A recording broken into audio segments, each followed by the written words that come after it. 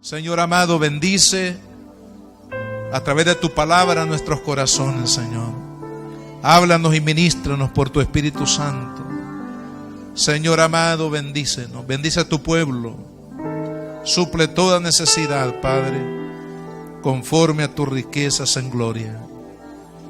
Oh maravilloso Jesús, en tu nombre, Señor, lo pedimos. Amén, Señor. Y amén. Gloria a Dios. Vamos a leer la palabra del Señor, hermanos. Romanos capítulo 6. Vamos a leer del versículo 1 hasta el 12. Dice la Escritura, Romanos 6, versículo 1. ¿Qué pues diremos? ¿Perseveraremos en el pecado para que la gracia abunde? En ninguna manera. Porque los que hemos muerto al pecado, ¿cómo viviremos aún en él? ¿O no sabéis que todos los que hemos sido bautizados en Cristo Jesús, hemos sido bautizados en su muerte? Porque somos sepultados juntamente con él para muerte por el bautismo, a fin de que como Cristo resucitó de los muertos por la gloria del Padre, así también nosotros andemos en vida nueva. Porque si fuimos plantados juntamente con él en la semejanza de su muerte, así también lo seremos en la de su resurrección. Sabiendo esto, que nuestro viejo hombre fue crucificado juntamente con él, para que no sirvamos más al pecado. Porque el que ha muerto ha sido justificado del pecado. Y si morimos en Cristo, creemos que también viviremos con él, sabiendo que Cristo, habiendo resucitado de los muertos, ya no muere, y la muerte no se enseñoreará más de él, porque en cuanto murió, murió el pecado, y murió una vez por todas, mas en cuanto vive, para Dios vive. Así también vosotros, considerados muertos al pecado, pero vivos para Dios en Cristo Jesús, Señor nuestro. No reine pues el pecado en vuestro cuerpo mortal, de modo que lo obedezcáis en sus concupiscencias. Al leer esta porción de la Escritura, hermanos, queremos considerar el tema: dominemos el pecado porque somos siervos de la justicia de Dios. Dominemos el pecado porque somos siervos de la justicia de Dios. Muchas veces, hermanos, ya hablando, podríamos decir más directamente con los que ya somos cristianos, encontramos muchas justificaciones ante ante la fuerza del pecado que nos lleva a hacer cosas que no agradan a Dios. Porque de hecho, el pecado es una ofensa, en primer lugar, a Dios. Y en segundo lugar, puede ser una ofensa al prójimo, o puede ser una ofensa a nuestro propio cuerpo, nuestra propia vida, que es ahora templo del Espíritu Santo. Pero hermanos, muchos definitivamente nos justificamos para pecar, ¿verdad? Para hacer lo que sabemos que no es correcto, sabemos que no agrada al Señor, y muchas veces nos escudamos diciendo, bueno, es que soy débil, que el enemigo me ganó ventaja, que no puedo decir no, que no puedo apartarme de aquello. Y así, hermanos, podemos nosotros definitivamente buscar excusas o buscar justificaciones para hacer lo que desagrada a Dios. Pero, amado hermano, ha llegado el tiempo, en la medida que nosotros crecemos en nuestra vida espiritual y en el conocimiento, hermanos, del Señor y de su palabra, debe de llegar el día en que nosotros definitivamente, hermanos, ya no encontremos justificación para hacer lo incorrecto, lo malo, lo que desagrada a Dios, sino que le pongamos un alto, hermanos, en nuestra vida a todo aquello que no glorifica a Dios, a todo aquello que no honra a Dios, es decir, hermanos, al pecado y las cosas, hermanos, que muchas veces nuestra carne, instigada por el diablo, nos lleva a hacer, hermanos, para ofender a Dios, y eso debe de tener un final. Debe de llegar el momento que nosotros como cristianos, hermanos, usemos las armas de justicia y las armas espirituales poderosas en Dios para ponerle un alto al pecado y al enemigo, hermanos, en nuestra vida.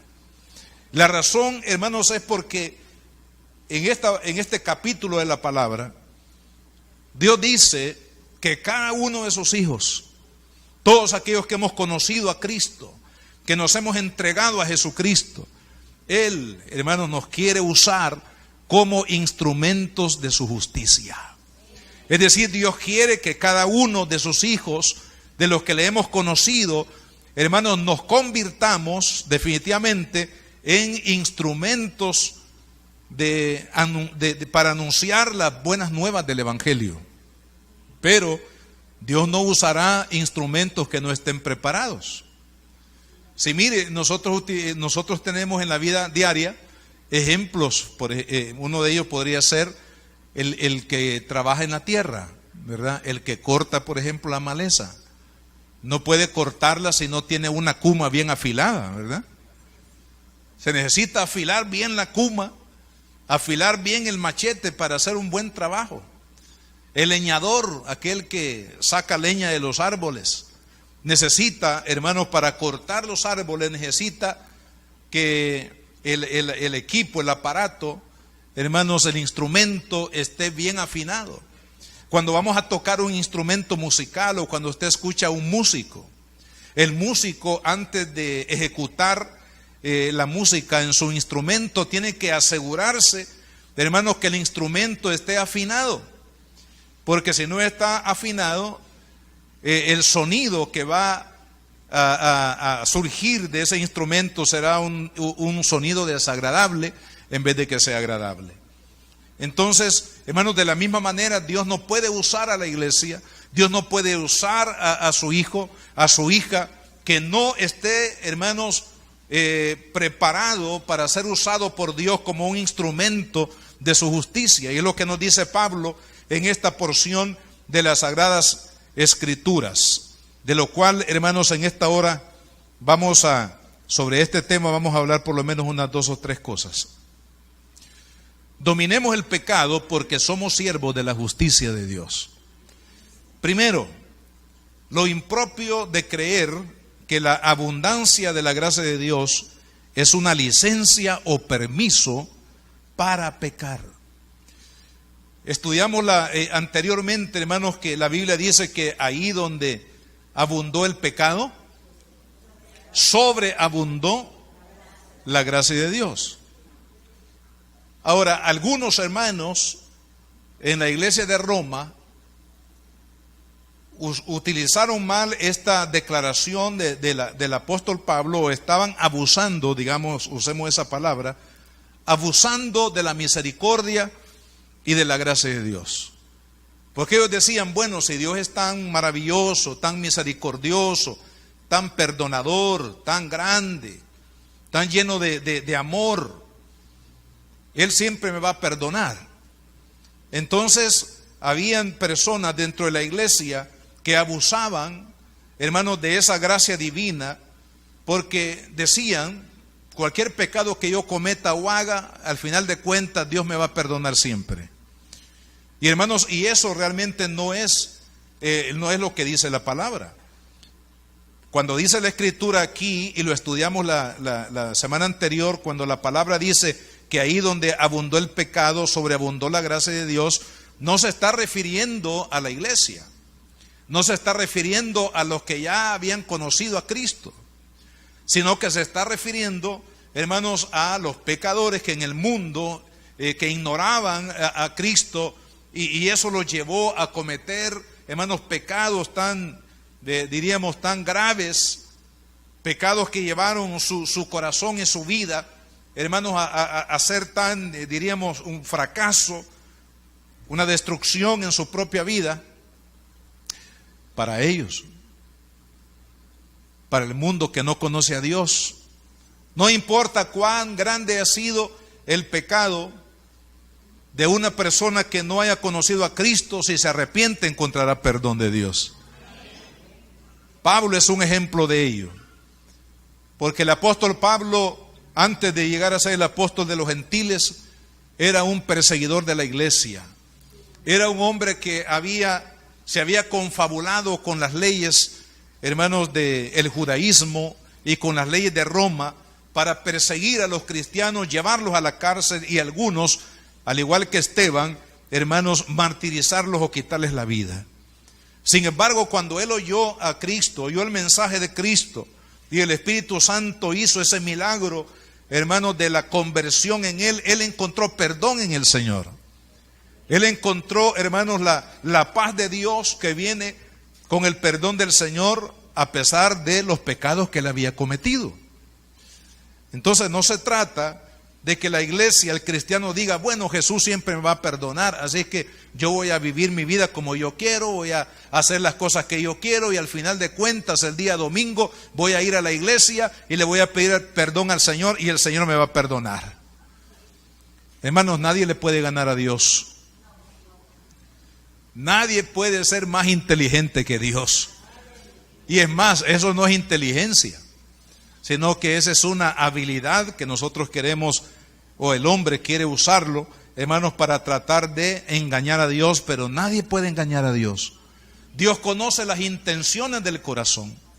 Dios sabe, hermanos, si el pecado o la falta que se ha cometido fue o por ignorancia o fue, digamos, motivado por una presión del enemigo, pero también el Señor sabe cuando un pecado ha sido cometido de manera deliberada, conociendo, hermanos, la verdad, conociendo y lo que la palabra de Dios dice y el Espíritu Santo hace en la vida, y aún así hacerlo, eso es un pecado deliberado.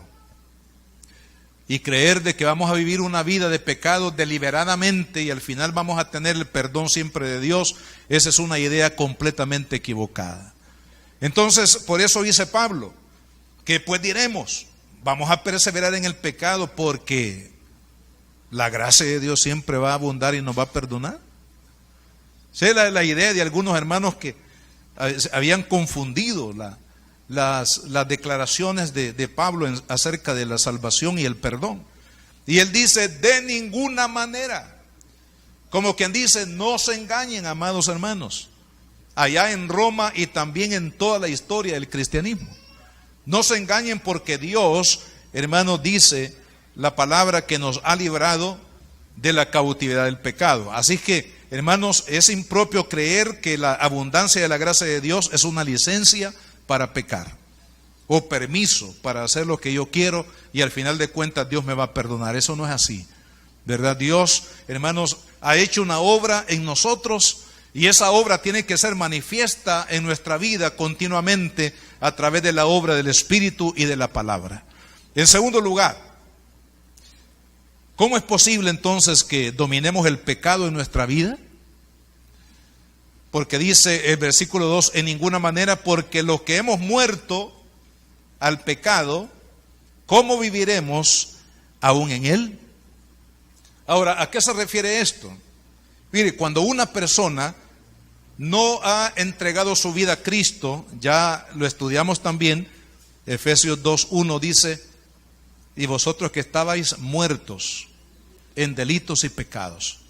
O sea, una persona antes de recibir el perdón de Cristo por aceptar su obra en la cruz, lo que llamamos justificación, que estudiamos también, hermano, antes de eso la persona es esclava del pecado. La persona peca porque es esclava del pecado, porque su naturaleza espiritual está atrapada en la ley del pecado. Y no puede hacer otra cosa más que pecar. Y cree que haciendo el pecado se siente feliz y que está realizado. Tristemente, hermanos, en el mundo hay personas que hacen lo malo y creen que están bien y creen que son felices. Sin embargo, es lo contrario. Pero, obviamente, como están siendo reos de la naturaleza del pecado, hermanos, no pueden hacer otra cosa más que pecar. Ahora, cuando venimos a Cristo, hermanos, Cristo nos perdona, y vamos a explicar un poquito esto, nos perdona, nos limpia y nos libera del cautiverio del pecado. Ahora, el cristiano, hermanos, puede mantenerse en santidad para Dios porque Jesús, a través de su obra, hermanos, nos ha dado la capacidad de poder decirle no al pecado, de decirle no al diablo, es más, reprender y echarlo fuera de nuestra vida para no contaminar, hermanos, nuestro cuerpo, que ahora es instrumento para la justicia de Dios. Ahora, veamos cómo sucede esto, porque hay dos o tres etapas aquí muy importantes, hermano, en esto de cómo el cristiano puede llegar a someter o a dominar la naturaleza de pecado en su vida ya en Cristo, después de haber aceptado al Señor Jesús. Primero, la primera etapa, cuando venimos a Cristo, se inicia un proceso de limpieza del pecado. Todo lo que nosotros hicimos, hermanos, desde nuestro nacimiento hasta el momento de entregarnos a Cristo, pueden haber pasado varios años. Pudimos haber cometido muchos pecados, muchas ofensas delante de Dios. Pero en el momento que usted y yo venimos a Cristo, hermanos, Él perdona nuestros pecados desde ese momento que nosotros aceptamos a Cristo hacia atrás. Todos los pecados que antes, hermanos, de conocer a Cristo cometimos, cualquier tipo de pecado que sea mentira, engaño, adulterio, fornicación, diríamos homicidio, cualquier pecado, cualquier maldad que haya atrapado nuestro corazón antes de conocer a Cristo, hermanos, cuando venimos a Cristo, Él nos perdona de ese momento hacia atrás.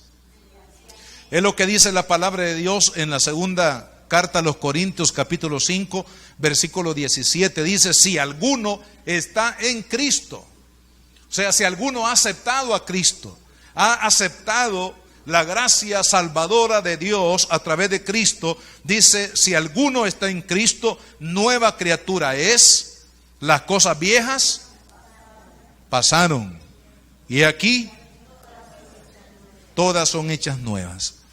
Es como que Dios, hermano, borra todo nuestro pasado sin Él. Todo el pecado, las ofensas, hermanos, que hayamos cometido antes de conocerlo. El Señor vuelve, hermanos, la página, ¿verdad?, en blanco, un nuevo capítulo. Los capítulos anteriores el Señor lo ha borrado.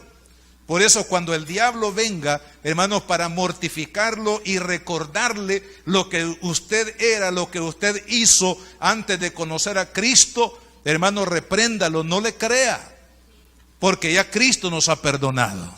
Cuando el diablo trate, hermano, de venir a su mente, a su corazón, para recordarle lo que usted era, dígale, ya no lo soy porque Cristo me perdonó, porque Cristo me lavó, porque Cristo me justificó, porque Cristo me santificó, porque Cristo hizo una nueva criatura, un nuevo corazón en mi vida. Y hermanos, eso es lo que sucede cuando aceptamos a Cristo hacia atrás. Somos nuevas criaturas. Ahora, en este momento también se da por iniciado un segundo proceso, que es el proceso que en la Biblia se conoce como el proceso de la santificación.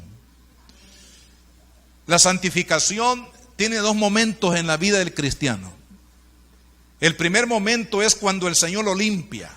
Ya hablamos de esa limpieza del momento de aceptar a Cristo hacia atrás. Todos nuestros pecados, todas nuestras maldades, todo lo que hicimos que desagradó a Dios, Dios lo perdonó, ahí fuimos santificados. Pero el otro proceso de la santificación es lo que se conoce como la santificación progresiva. Quiere decir de que a partir de ese momento el Señor comienza, hermanos, a limpiar nuestra vida. Todavía aun cuando ya hayamos sido perdonados por el Señor y hechos nuevas criaturas en Cristo, pero como estamos viviendo en esta naturaleza, hermanos, que se llama cuerpo humano, que tiene, hermanos, la maldición del pecado en sí misma, vamos a ofender a Dios. Pero ya no es lo mismo. Ya no es lo mismo ofender a Dios ahora, hermanos, como cristianos, porque ahora estamos conscientes del pecado, conscientes de que no debemos de hacer lo que desagrada a Dios, que cuando vivíamos sin Dios y sin esperanza. ¿Verdad? Que no importa lo que la gente diga, lo que Dios diga, lo que la religión diga, yo voy a vivir mi vida y punto. Ya ahora que estamos en Cristo, en ese proceso, hermanos, de la santificación, fíjese que ya no es agradable pecar. Porque cuando alguien, un cristiano, hermanos, que realmente está viviendo para Cristo, hace algo que desagrada a Dios, inmediatamente el Espíritu Santo, su corazón comienza a ser contristado. Fíjese la obra que hace el Espíritu Santo. Dice el apóstol Pablo en la primera carta a los tesalonicenses, hablando de este proceso, hermanos, que en la Biblia se conoce como la santificación del cristiano. En la primera carta de Tesalonicenses 5, dice el apóstol Pablo, versículo 23: y el mismo Dios de paz os santifique por completo. Quiere decir de que esa santificación es un proceso, hermanos, que dura toda la vida del cristiano, a partir del momento que se entregó a Cristo hasta el momento que el Señor venga o hasta el momento que el Señor lo llame. Dice: el Dios de paz os santifique por completo, y todo vuestro ser, espíritu, alma y cuerpo sea guardado irreprensible para la venida de nuestro Señor Jesucristo. Ahora, ¿cómo es posible que este cuerpo, el alma y mi espíritu, que son los elementos, hermanos, del ser humano, la parte espiritual, el alma, donde están los pensamientos, los sentimientos, la voluntad, y el cuerpo, que es la habitación donde vive el alma y el espíritu de cada uno de nosotros? ¿Cómo es posible que va a ser guardado irreprensible para la venida del Señor? Hermanos, es posible a través del mismo proceso de la santificación. Quiere decir de que nosotros, hermanos, diariamente tenemos que estar asegurándonos en la santificación de nuestra vida, de nuestros pecados, porque no sabemos si hoy va a venir Cristo o va a venir mañana. Lo importante es que cada día nosotros, hermanos, estemos totalmente seguros que mi ser, espíritu, alma y cuerpo esté preparado, reservado, santificado para el día de Jesucristo. El día de Jesucristo puede ser cuando nos muramos, o puede ser cuando el Señor venga por segunda vez por su iglesia. Pero dice que el cuerpo, el alma y el espíritu de cada uno de sus hijos tiene que estar guardado en santidad. Y eso solamente es posible a través del proceso de la santificación. El Espíritu Santo en este proceso, dice, nos revela cuál es la voluntad de Dios a través de su palabra, para que nosotros no hagamos lo que desagrada a Dios. El Espíritu Santo nos revela cuál es su voluntad. Por eso es importante, hermanos, que todo cristiano tenemos que estudiar, leer la palabra de Dios, porque a través de la palabra el Espíritu Santo nos va revelando cuál es la buena voluntad de Dios para mí, qué es lo que a Él le agrada, qué es lo que a Dios le desagrada. Y el Espíritu, hermanos, nos revela esa verdad para que nosotros conozcamos cuál es la verdad de Dios, cuál es la voluntad de Dios, y por supuesto que estemos dispuestos a hacer su voluntad. Pero también, hermanos, cuando cometemos algún pecado, ya como cristianos, por eso decía Pablo, hay muchas veces dentro de la iglesia celos, contiendas, dijo él en 1 Corintios. Hay celos, contiendas, murmuraciones. divisiones, que son pecados, pero también hay otro tipo de pecados, mentiras, engaños, hay problemas de inmoralidad sexual que no deben de existir dentro del cuerpo de Cristo. Si es que realmente estamos, hermanos, buscando la voluntad de Dios y hacer la voluntad de Dios y agradarle a Él, hermanos, nosotros ya no deberíamos de ser reos de ese tipo de pecados. Pero ahí es donde entra otro tema, ¿ves? La parte de la carnalidad, cuando el cristiano no ha crecido y no ha desarrollado su espiritualidad, sino que está en un estado intermedio, lo que le llaman la parte intermedia, el frío, la parte intermedia, el carnal, ¿verdad? Que sabe de Cristo, que ha aceptado a Cristo, pero todavía no se ha entregado de manera total, todavía no está viviendo, hermanos, una vida de santidad delante de Dios. Ese es el cristiano carnal, aquel que sabe de Dios, que conoce de Dios, pero que todavía no está viviendo para Cristo de una manera consagrada y de manera total. Hermanos, pero cuando el cristiano comete un pecado, y quiero aprovechar, hermanos, para decir de que hay en el ámbito evangélico, en el mundo, de la diversidad de pensamiento en cuanto a la doctrina cristiana en el mundo, hay algunos que enseñan que el creyente cuando acepta a Cristo ya no puede pecar más. Pero eso no es cierto, porque va incluso en contra de la lógica humana, no digamos de la lógica divina.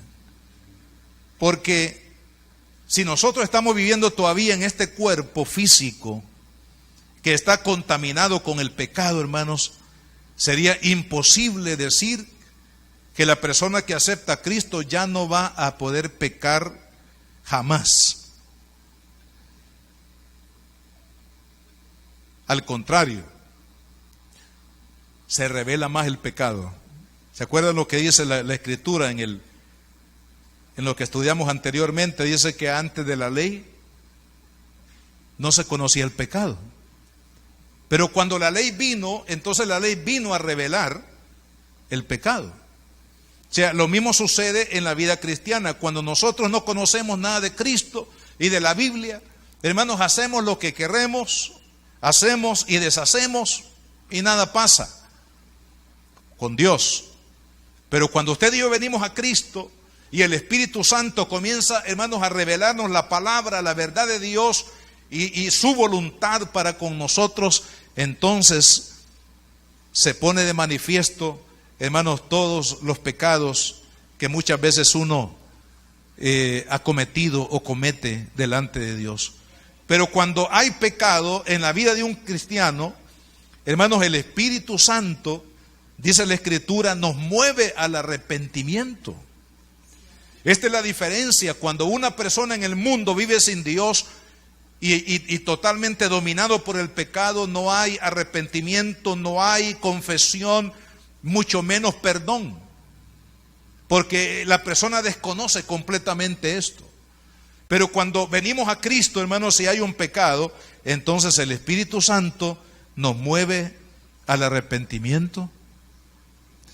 El Espíritu Santo nos hace sentir por la palabra de Dios que lo que hemos hecho no ha agradado al Señor, que hemos ofendido la santidad de Dios, que hemos quebrantado su palabra, que hemos quebrantado la ley de Dios, y es necesario confesar el pecado. Y Él nos ayuda, el Espíritu Santo, hermano, nos ayuda para que el proceso de santificación se efectúe de manera efectiva en nuestras vidas. Él produce, nos ayuda, hermanos, al arrepentimiento, nos ayuda a la confesión, y el arrepentimiento y la confesión nos lleva al perdón de Dios. Por eso dice en la primera carta de Juan, en el capítulo 1, ya que Juan no está hablando, hermanos, de las personas que no conocen a Cristo, o sea, del no cristiano, sino que está hablando a los cristianos. Y entonces dice, capítulo 1, de Primera de Juan, versículo 6, si decimos que tenemos comunión con Él y andamos en tinieblas, mentimos y no practicamos la verdad. Pero si andamos en luz, o sea, en la luz de la verdad de Cristo, como Él está en luz, porque Él es la verdad, tenemos comunión unos con otros y la sangre de Jesucristo, su Hijo, nos limpia de todo pecado. Si decimos que no tenemos pecado, nos engañamos a nosotros mismos y la verdad no está en nosotros. O sea, el cristiano que dice, no, yo ya no peco, ya soy santo, ya soy puro, ya soy perfecto, dice que se está engañando a sí mismo, porque está ocultando, hermanos, con un pensamiento, con un concepto que no es bíblico, que no es real, hermanos, está engañándose a sí mismo, porque el pecado permanece ahí. Sabe, hermanos, cuando no confesamos el pecado permanece, y el juicio sobre el pecado también va a permanecer. Pero cuando confesamos nuestro pecado, Dios nos perdona, nos puede perdonar, pero es necesario, antes de confesarlo, se necesita reconocerlo. Dice, si confesamos nuestros pecados, versículo 9, o sea, si yo acepto que he ofendido a Dios, si yo acepto que murmuré, si yo acepto que ofendí de palabra al prójimo, si yo acepto que fui incrédulo, que no le creí a Dios, si yo acepto que hubo un engaño en mi vida, si yo acepto, hermanos, cualquier tipo de pecado que haya cometido ya como cristiano, si yo acepto y confieso este pecado, ¿qué es confesar? La palabra confesar tiene que ver con decir, reconocer de manera, diríamos, audible, en este caso delante de Dios, con lo que yo le ofendí. O sea, nosotros tenemos que, claro, no aquí con el micrófono, ¿verdad?, que alguien va a pasar, como también hacen en algunos grupos, que la persona tiene que pasar al frente y contar todos sus pecados de los cuales se está arrepintiendo. Eso tampoco está en la Biblia. Pero, hermanos, la Biblia dice acá que si nosotros confesamos nuestros pecados, ¿qué va a pasar? Dice, Él, hablando de Dios, es fiel y justo para perdonar nuestros pecados. Y la palabra perdón significa cancelar una cuenta pendiente. Es decir, todo pecado es una cuenta pendiente con Dios. Pero cuando nosotros confesamos y decimos, Señor, acepto, entiendo de que te ofendí con este pecado, Señor, perdóname. Por favor, límpiame con tu sangre. Perdóname por haberte ofendido, Señor, con mi pecado. Me ha dolido en el corazón haberte desagradado y haberte ofendido. Hermanos, dice la Escritura que Él es fiel y justo para perdonar, o sea, cancelar ese pecado, esa cuenta pendiente con Dios, y limpiarnos de toda maldad. Entonces, claro, este proceso ya tiene que ver con el cristiano. Ya no tiene que ver con el mundo, tiene que ver con el cristiano que ya es consciente de cuál es la voluntad de Dios, cuál es la verdad de Dios, y esta es parte del proceso, hermanos, de la santificación. Esto quiere decir, hermanos, que nosotros como cristianos debemos, hermanos, cada día tomar tiempo para hacer un examen a la luz del Espíritu y a la luz de la palabra, y decirle, Señor, ¿con qué te he ofendido? ¿Qué dije? ¿Qué vi? ¿Qué oí? ¿Qué hablé?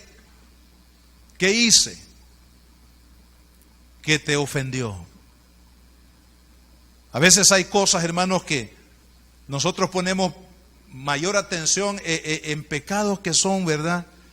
Dice, yo no soy adúltero, yo no soy borracho, yo no soy fumador, yo no soy drogadicto, yo no soy homicida.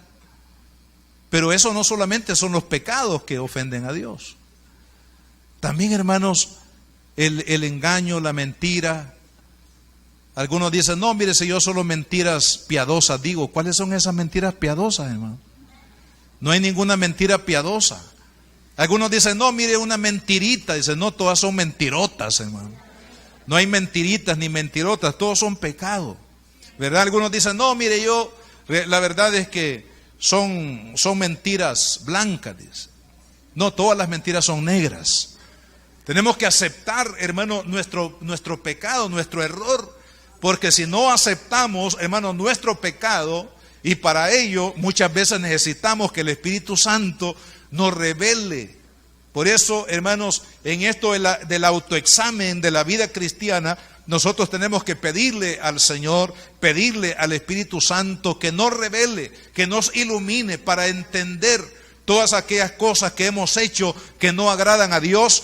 Y cuando eso viene, esa revelación viene, arrepentirnos, decirle, Señor, perdóname, me dolió, me duele en mi corazón haberte ofendido. Te pido perdón por la mentira que dije, te pido perdón por la murmuración contra mi hermano, te pido perdón porque me rebelé contra mi papá. Ningún joven dijo amén, pero te pido perdón, Señor, porque hice este mal negocio. Yo sabía que lo que vendí no sirve, Señor, y lo vendí bien caro. Te pido perdón, Señor, porque murmuré contra el vecino, contra el jefe, que me cae mal. Dicen algunos. No, que le caiga bien porque es su autoridad. Y todo cristiano estamos bajo autoridad. Y finalmente nuestra cabeza es Cristo el Señor. Pero Él ha establecido autoridades. Entonces, amado hermano, todo eso, mire, este proceso de santificación básicamente es, hermanos, la manera como el Espíritu de Dios nos guía para que usted y yo a través, hermanos, de la palabra y del Espíritu podamos, hermanos, mantenernos limpios, mantener nuestra vestidura espiritual, hermanos, santificada, espíritu, alma y cuerpo. Dice Pablo, debe de estar irreprensible, es decir, santificado al momento ya sea de que muramos o al momento de que Jesucristo venga. No hay tales, hermanos, que uno cuando se va a morir ahí con una oración ya uno va a irse santo para el cielo. No. Eso no está en la Biblia. ¿Nos vamos a ir santos para el cielo? Hermanos, sí, antes de morir como cristianos, le pedimos al Señor que nos perdonara, nos limpiara y nos esforzamos por mantener, hermanos, nuestra vida en santidad. Hermano, no existe cristianismo sin santidad. Sin santidad nadie verá al Señor, dice la palabra. Es decir, no podemos, amado hermano, creer de que yo puedo vivir mi vida como cristiano como se me ocurra, como quiera, y al final, hermano, voy a entrar francamente por las puertas eternas del cielo. No, eso no existe en la Biblia. Dios quiere que usted y yo, hermanos, nos esforcemos a vivir una vida de santidad, una vida de pureza. ¿Por qué? Porque dice el apóstol acá en el pasaje que estamos estudiando, porque los que hemos muerto al pecado. ¿Qué significa eso, hermano? Que cuando una persona viene a Cristo, ya no está dominado, ya no está esclavizado, ya no está a merced del pecado, sino que ahora por el poder de Jesucristo, Él puede someter, hermanos, puede vivir en santidad, puede renunciar a todo aquello, hermanos, que en algún momento determinado se consideró como lo más normal de la vida, pero que ahora el Señor nos ha revelado que eso no es normal, sino anormal, y que no debemos de hacerlo. Entonces, esa es la obra de santificación, hermanos, que comienza desde el momento en que usted se entregó a Cristo. En el momento en que usted se entregó a Cristo, Él le perdonó todos sus pecados hacia atrás, su pasado. Pero en el momento en que usted se entregó a Cristo, una nueva cuenta abrió el Señor con usted y conmigo, hermano. Entonces, es necesario, hermanos, que nuestra vida, esa página nueva de la vida nueva en Cristo, amado hermano, todo lo que Dios escriba, que sea bueno, agradable, que se glorifique el Señor en los hechos de cada uno de nosotros como cristianos, hermanos, y que no se siente el Señor triste. Dice, cuando veo la hoja de mi hija, ni la quisiera ver.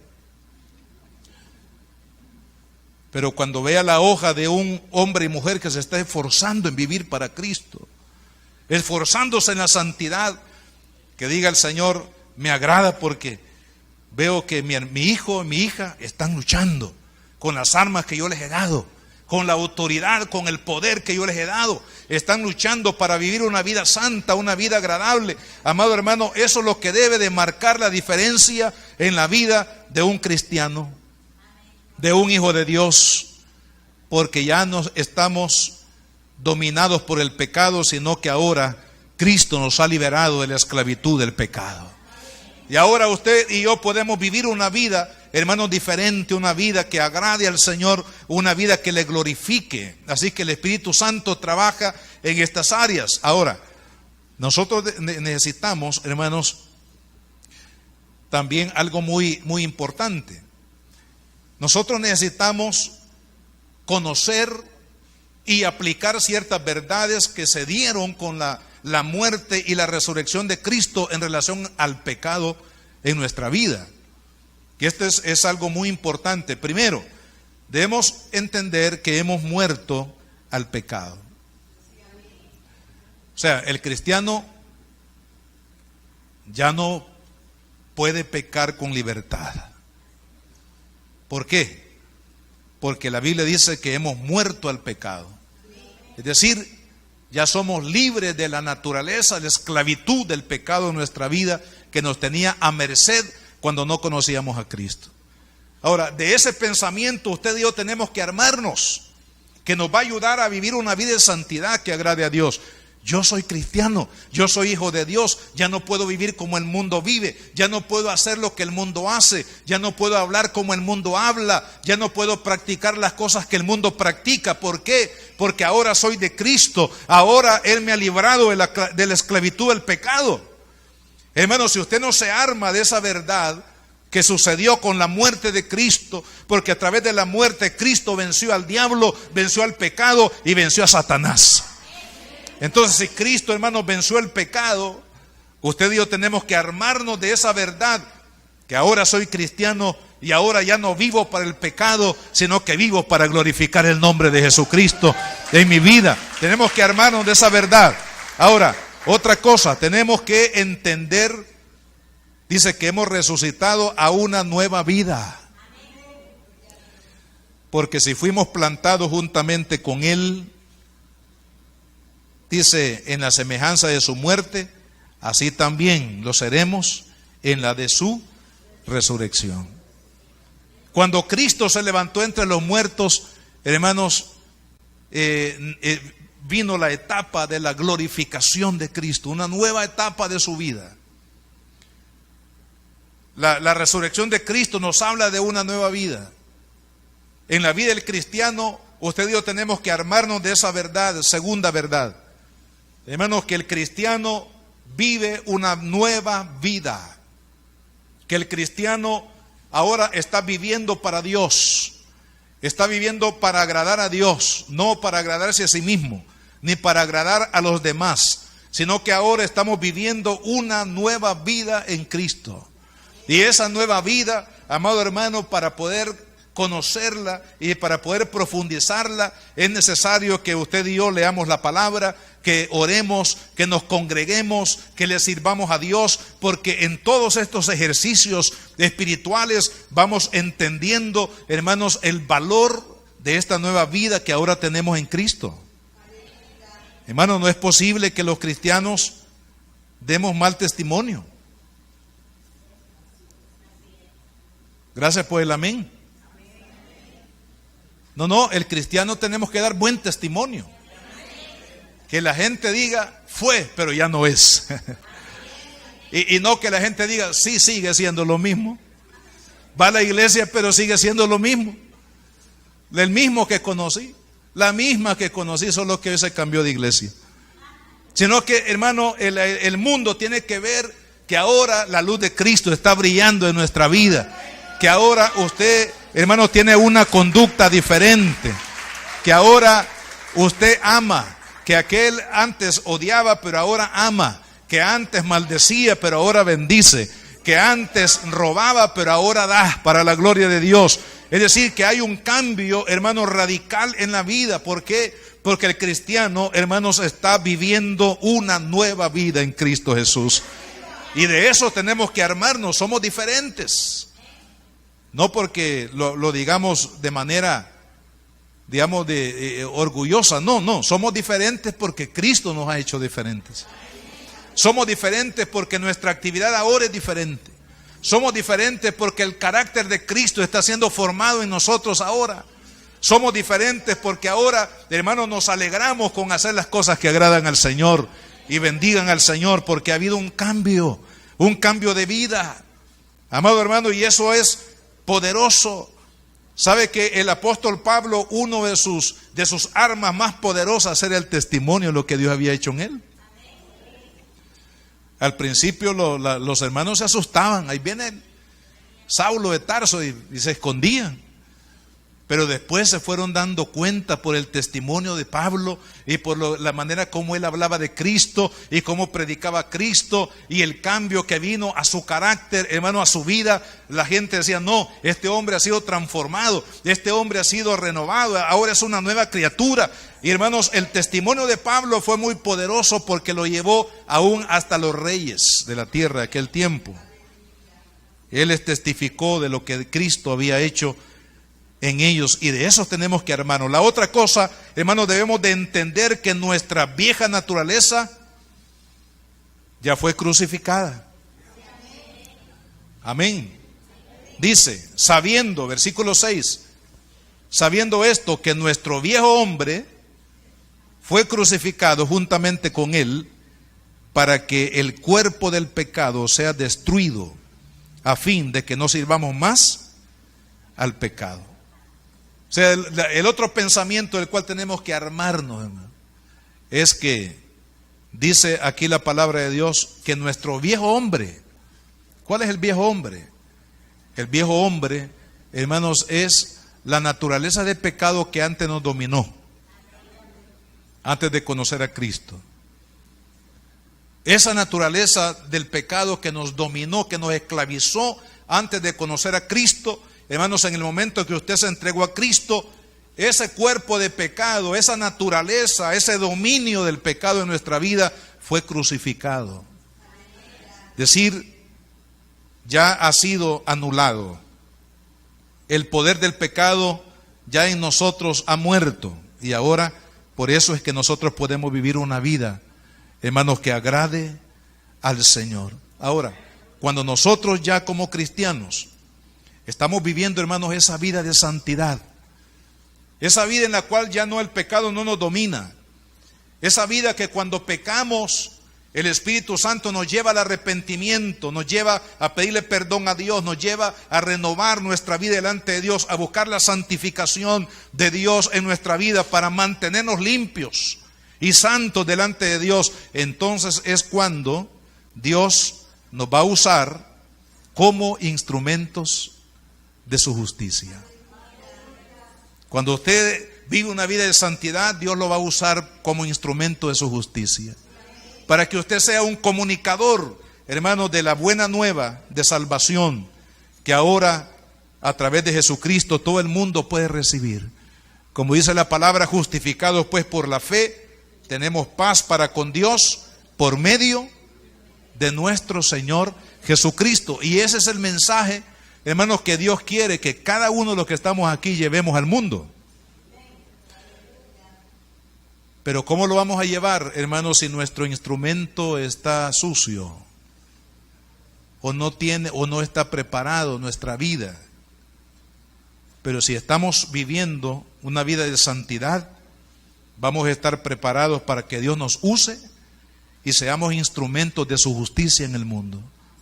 Que el mundo sepa que Cristo Jesús murió para perdonar al pecador y para traer, hermanos, la salvación y la libertad a todo aquel que lo necesita. Dios quiere usarlo a usted y a mí, porque Él quiere que todos sus hijos seamos instrumentos de su justicia. Pero, amado hermano, para ser instrumentos de la justicia de Dios, tenemos que asegurarnos de dos cosas. Uno, que hemos nacido de nuevo, y segundo, que estamos viviendo hermanos, esforzándonos para vivir una vida de santidad delante de Dios. Y en esa condición el Señor va a usar nuestra vida para que comuniquemos esta buena nueva al mundo que necesita de Cristo. Padre, gracias. Gracias te damos este día, Señor. Gracias, Señor, porque tú quieres usarnos a cada uno de nosotros como instrumentos de tu justicia, Señor. Y para ello es necesario que muramos al pecado y que nazcamos a una nueva vida, a una vida de santidad, a una vida que te agrade, a una vida en la cual, Señor, ya pecar no es deleite, sino es un dolor ofenderte. Una vida de santidad, Señor, es aquella que el Espíritu nos lleva a buscar el perdón de todas aquellas ofensas que como cristianos cometemos o hemos cometido, Señor. Señor, haz esa obra preciosa. Queremos ser nosotros instrumentos de tu justicia.